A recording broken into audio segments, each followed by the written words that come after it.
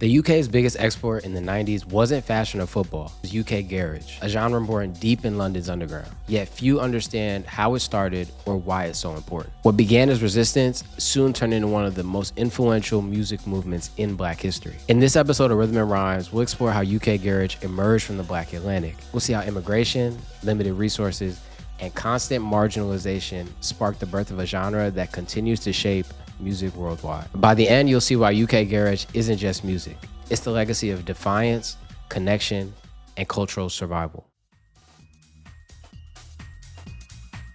London in the 1980s and the 1990s was a city in flux, still dealing with the impact of post-Windrush immigration. By this point, children of the Caribbean migrants that had made their way over to London decades earlier had grown up British. They spoke with British accents, they went to British schools, and they lived British lives. But that didn't mean that they were fully accepted. It's similar to what happened in the US after the Civil Rights era.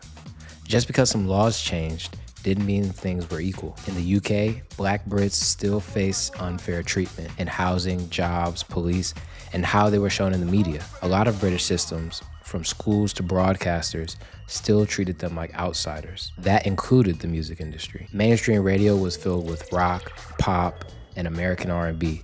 But the sounds coming from Black British communities, mixing Caribbean rhythms, UK slang, and real British voices, were ignored or shut down. Labels didn't care. Radio wouldn't play them, so people had to make their own spaces. Jungle was one of the first big genres that came out of that need. It was fast, loud, and built from sound system culture. Jungles had breakbeats, deep bass, reggae, dub, and hip-hop all in one. Looking back, it was the perfect example of what it meant to be Black and British. Caribbean roots, but made from their own lives in the UK. It was a London thing.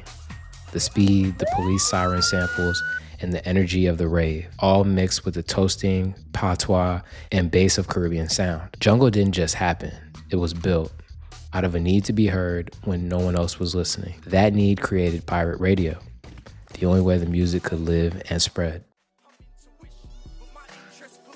Pirate radio wasn't created for the fun of it. It was born out of necessity. There was a clear problem with how music was broadcast in Britain, and a hard line in the sand about what the industry would and wouldn't allow. Pirate radio became the solution. At the time, the BBC and most commercial stations were rigid, classist, and uninterested in anything that didn't fit their mold. That meant Black DJs couldn't get time slots, Black artists didn't get played, jungle, garage, anything coming from Black, British, or underserved communities wasn't going to be heard on traditional radio. And it's important to remember, at the time, in the UK, radio was the #1 way people consumed music. So if you weren't being played on air, in most people's minds, you weren't being heard at all. To some, you didn't even exist, until the birth of pirate radio. Pirate stations were built by DJs and personalities who wanted to hear something different, something real, something that sounded like them. These stations weren't legal, but that was the point. DJs and music lovers took matters into their own hands. They built makeshift studios in bedrooms and council flats. They climbed tower blocks in the dead of night to rig antennas. Stations like Cool FM, Rinse FM, and Deja Vu became the heartbeat of underground Black Britain. And they were just a few. There were dozens of pirate stations, each spinning their own sound, the kind you couldn't hear anywhere else. Pirate radio was how artists were discovered, how young kids became DJs, MCs, and producers, how new sounds got tested, evolved, and spread from borough to borough before ever hitting the club. They did whatever it took. They needed to any means necessary. And in that chaotic freedom, something fresh began to form. The experimentation, the lack of gatekeepers, it created the perfect environment for a new sound to rise. UK garage. Jungle's run in the mainstream was impactful, but quite short-lived in hindsight. Smash hits like Incredible by M Beat featuring General Levy and Original Nutta by UK Apache and Shy FX crossed over on the UK charts, which at the time was no small feat. But many viewed Jungle as too hectic and too chaotic for widespread appeal, and the sound started to change. UK garage came out of house music, specifically the vocal-driven and soulful sound coming out of New York clubs like Paradise Garage. But when it landed in the UK, it took on a new life. British DJs and producers slowed down the tempo, stripped back the breaks, and added swing. R&B vocals and bass lines based in sound system culture gave it a different feel. Early records like Gunman by 187 Lockdown and Rip Groove by 999 caught on fast. At raves and jungle events, Second Room started playing garage for crowds that wanted something smoother. Within a few years, that sound moved from the side room to the main stage. UK garage wasn't just niche. It became the dominant sounds in clubs, on pirate radio, and eventually on the charts. By the early 2000s, UK Garage had officially crossed over. Songs like Sweet Like Chocolate by Shanks and Bigfoot and Rewind by Artful Dodger featuring Craig David were topping the UK charts, with the latter hitting number 2 in 1999. Soon after, Craig David's Fill Me In helped launch him globally, peaking at number 15 on the US Billboard Hot 100. A rare feat for an artist from the garage world. Garage, once found only on pirate radio and at underground raves, was now all over mainstream stations like Kiss FM and BBC Radio 1. Labels scrambled to sign acts with crossover potential. Names like So Solid Crew, Miss Dynamite, and MJ Cole started entering the charts. So Solid Crew's 21 Seconds hit number 1 in 2001 and brought a darker, more MC-led style of garage into the spotlight. Miss Dynamite, who first featured on garage tracks like Boo, crossed over with her debut album A Little Deeper, blending garage, dancehall, and conscious lyricism. MJ Cole's Sincere released in 1998, and it was one of the first garage tracks to get daytime radio play.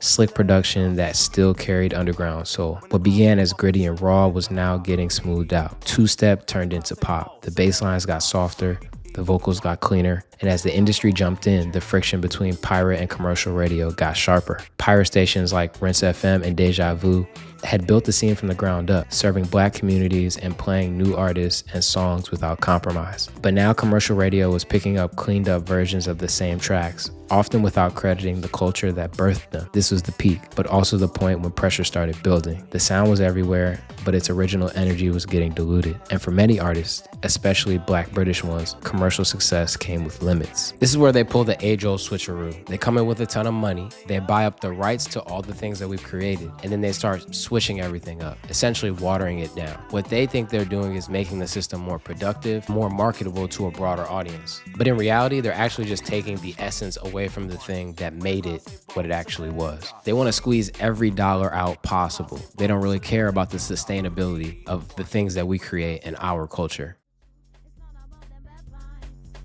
The underground club and rave scene started to see a lot of pushback from law enforcement and the government. In 1994, the Criminal Justice and Public Order Act was passed, a law that directly responded to unlicensed raves in the jungle and garage scenes. It made it illegal to hold outdoor gatherings where the music was wholly or predominantly characterized by the emission of a succession of repetitive beats. That sounds racist. Even though it didn't explicitly name garage, the way it was used made the target clear: Black and working class communities. The police went even further in 2005 by introducing Form 696, a risk assessment form that promoters were required to submit prior to events. It asked for the names, addresses, and phone numbers of all the performers, the genre of music being played, and a breakdown of the expected demographic. It was disproportionately used to target Black events, just like the Criminal Justice and Public Order Act. Many said it encroached on civil liberties, and I agree. The form was eventually scrapped in 2017 after heavy public pushback, but it had already left a deep impact when it was active. Media coverage wasn't helping either. The tabloids regularly associated garage crews with violence, crime, and anything negative. The Guardian published an article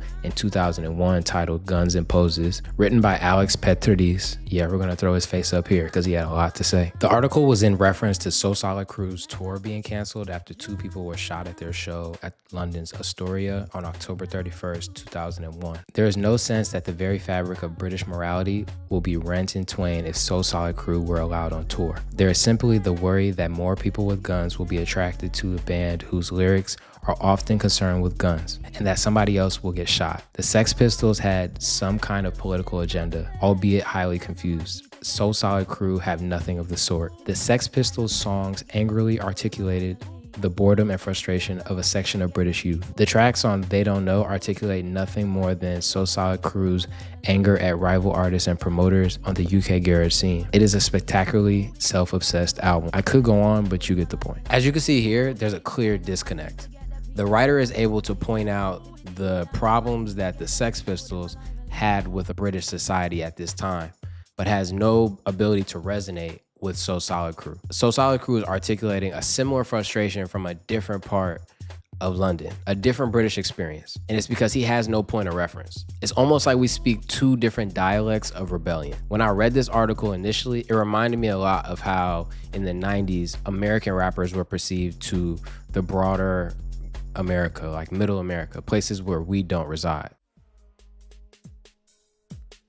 In the early 2000s, the UK garage scene wasn't what it used to be, but the imprint it left on black music and the UK music scene as a whole was undeniable. With government crackdowns on raves and parties and surveillance tools like Form 696, artists and creators had to once again find alternative ways to express themselves. And this is around the time that grime music started to bubble up in East London. Artists like Wiley, Dizzy Rascal, and others began rapping over garage-influenced beats, using them to talk about social issues, racial injustice, and the environments that they came from. The more suppression that they faced, the more authentic the sound became. They had something real to say, and they made sure that they were heard. But change didn't just come from the artists. Crackdowns hit everyone. Raids and arrests forced pirate radio stations to get creative, broadcasting from rooftops, basements, and even closets, wherever they could get set up without getting caught. Pirate radio remained critical to grime's rise, something we'll dive deeper into in episode 4. Even with the continued pushback, grime pushed through and became mainstream. Artists like Skepta, Stormzy, and Chip became prominent voices, known well outside the end, and they repped grime to the fullest. UK Garage wasn't just a moment. It was the first export from Black British communities that felt just as Caribbean and Black as it did Western. There's a misconception across the diaspora that if you're not from a Black country, that it's not authentically Black. But that couldn't be further from the truth. Blackness evolves and changes, shaped by history, migration, and by systems that we don't choose. That's the Black Atlantic. And if that evolution isn't obvious yet, just look at how the West reacts to us in our own country, right? We're born here and they still treat us like we're other or different than them. They push back, they suppress it, they police it into oblivion. But again and again, we find another way. We always find new ways to be heard. Constant evolution. From garage came grime, and from grime came drill. Currently one of the biggest genres in the world. Larger than London, but undeniably born from it. The underground always finds a way, every single time.